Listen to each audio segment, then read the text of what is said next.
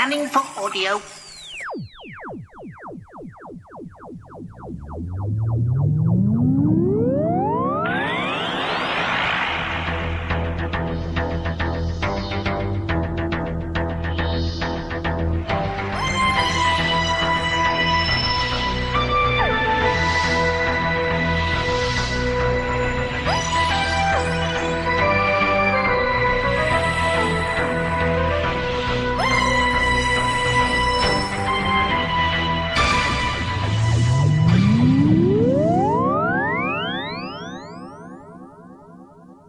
Yes, I thought I better talk about the pilot before I watched episode 2. You know, it makes sense. Now, you know as well as me that being a good old-fashioned Doctor Who fan is a stressful time. It really is. You see, we've invested far too much emotion into the series. On a personal level, it's akin to, say, a football team. If it behaves badly or does badly, then, well, we feel badly and it reflects on us and our emotions. Our families don't deserve this, by far. Now, if you've married into the we, or the beloved family are very understanding, then most of the time this is fine. But it's not always good. That level of anticipation that you get just before a new series is almost overwhelming.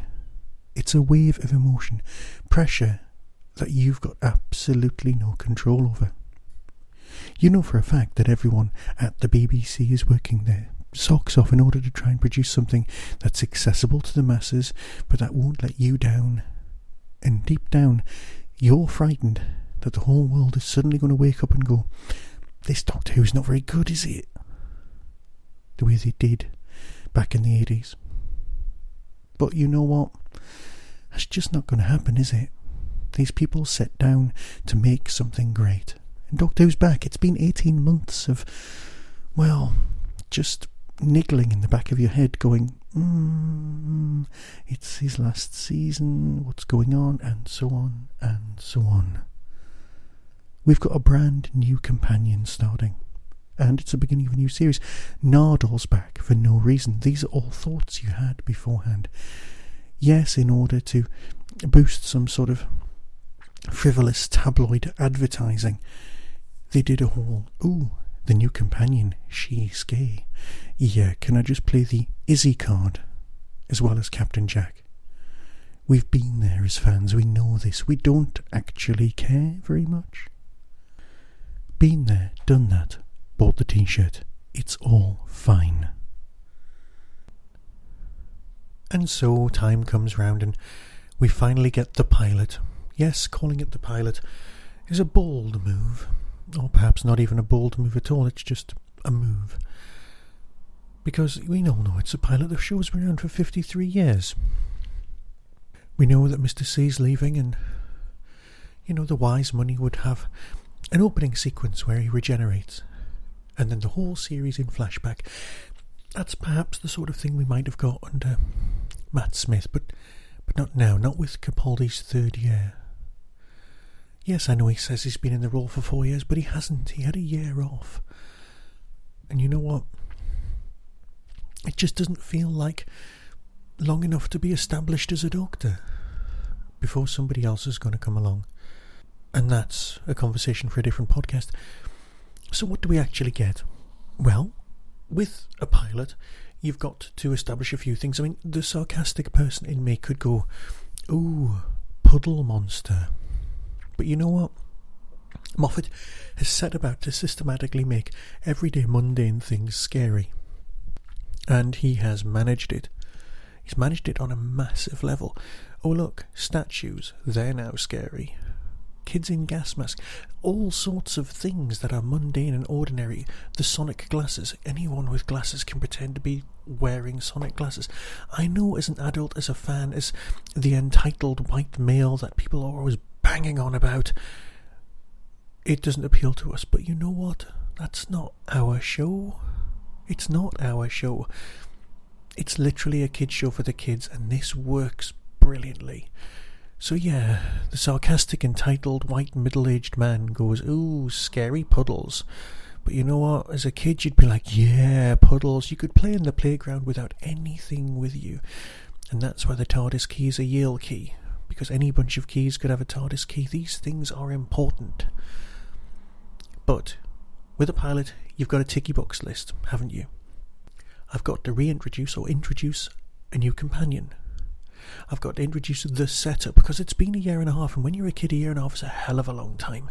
I mean, let's face it, this could be the first series that my daughter actually gets to see. It's not going to be, but that's another story for another time.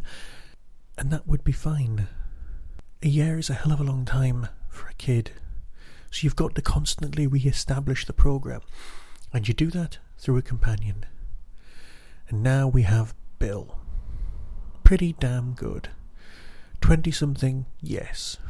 Now I know all of the advertising said she was a student, and she quite clearly isn't. She's just someone who works at the university selling chips. A nice callback to Rose. But you know what? She's clever. And the Doctor decides to take her on. Yes, the Doctor's been hanging around for 50 years, which means he could at any point have interfered in his own timeline. And regardless of when you think unit dating is, he could have been part of that. He could have been lending a helping hand. He could have even helped his third incarnation out with a bit of maths in order to help make his TARDIS work. But let's not get involved in fan nonsense. Oh, on the subject of which, a photograph of Susan and a photograph of River on his desk. Very nice. Very, very nice. A box full of Sonics. I apologise. A box full of Sonic screwdrivers. That, well, that was just fan service, but so what? Nardole dropping a small cog or a nut, that's also acceptable. Yes, he's mostly robot, which makes him needing the toilet in the Christmas special a bit questionable, but let's just consider he was having an oil change of some sort. Yes, the vault gets to be this season's, well, let's call it Bad Wolf. Let's not use the word MacGuffin. And yes, the whole thing about a crush going across the universe and how she ends up in that puddle is beyond me. And the use of the Dalek, well, you can make your own mind up about. I'm not overly concerned. As an introduction, it's fine. It's not the 11th hour, but it can't be. Nothing can be the 11th hour except the 11th hour. When you get something that right, you just have to aim for it. So welcome back, Doctor Who. We've missed you. We truly have. After the end credits, you'll hear an excerpt from the Channel 4 series Gogglebox, where they were watching the series. Proof that Doctor Who has to be scary enough for the adults and intelligent enough for the kids. So until next time, be seeing you. That was the Doctor Who Tin Dog Podcast, available on iTunes, YouTube, Twitter, RSS, Vimeo, and across the internet. Doctor Who and its associated properties are all copyright and trademark of the BBC. No infringement is intended. Why not become a supporter by visiting patreon.com/tindog. Contact the show on tin-dog@hotmail.co.uk. The Tin Dog Podcast is a founder member of the Doctor Who Podcast Alliance.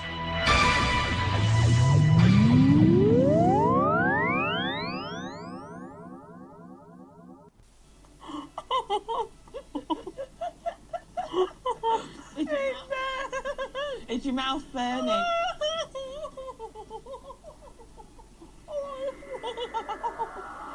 On Saturday, a BBC favourite was back. I like this.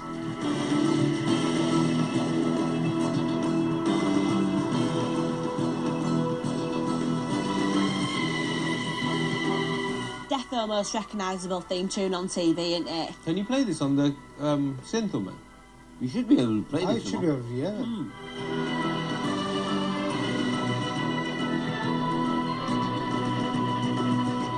All those Who fans are going to be busting a nut right now, aren't they? This is something I used to watch when I was a little boy. Yeah. Mostly behind that sofa. In one scene, we met Doctor Who's new assistant and a strange girl with blonde hair. Hey! Still making eyes at a puddle? Come round. I'll show you. Promise you won't go. Promise. Is it my imagination, or is there a little bit of a sapphic flirtation going on, Mary, between them? By the time Doctor Who's assistant had got round the fence, the starey girl had disappeared.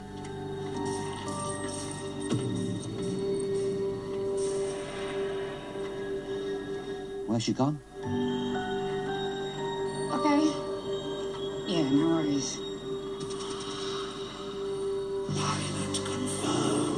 No way. That's a bit scary, isn't it? She's drowned in the puddle. There used to be Daleks and daft monsters. That was a woman trapped in a puddle in the floor. It's scary. Later in the programme, there was another puddle. Chasing this one. Everything wants, everything needs. But why does it want her? I don't know. I don't know everything, Nardole. Why is she going to the puddle? What an absolute doylem. Don't look in it. I don't have it all written down. You act like you do. I act like I do because I don't. Oh, it's her she's again. Of course it is. Everything is. But what? What, in the end, are any of us looking for? We're looking for someone who's looking for us.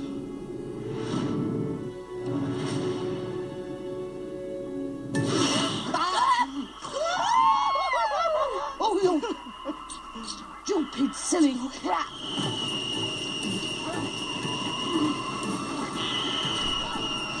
This ain't on. This is it. I'm writing to the BBC. God, it's give me a frigging... I'm writing to them. I'll have to write to them, Lee. There's no good. I'll be scared to step in puddles now. Never did us any harm, did it, Natty? I don't know. You said your life was... Your brother said you ruined his life. But I made him watch Quatermass in the Pit at the age of 9 or something. He said you actually ruined his childhood. Yeah. He was so frightened.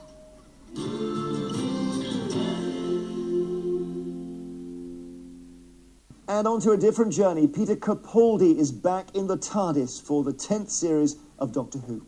This is the final outing for Capaldi as he passes the sonic screwdriver to Doctor number 13. I'll see you at 6 p.m. every weekday. I don't care who's dying. Never, ever be late. I'm very particular about time.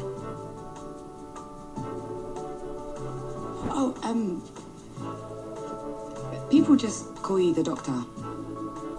What do I call you? The Doctor.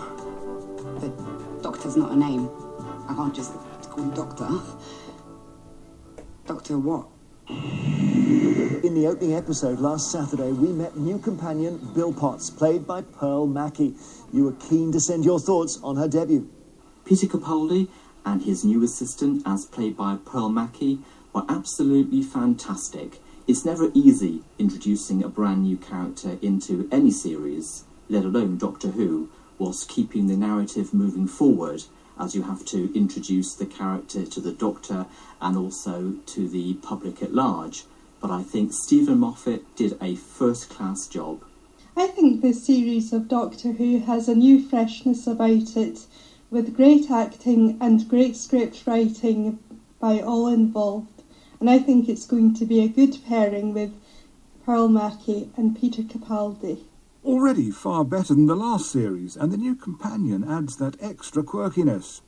Reminds me of Ace from Sylvester McCoy days. Ah, Ace, played by Sophie Aldrich, companion of the 7th Doctor, first appeared on screen in 1987. You didn't know I was a Whovian. The new series, The New Companion, receiving rave reviews then. And it continues on BBC One Saturday nights at 7:20 p.m.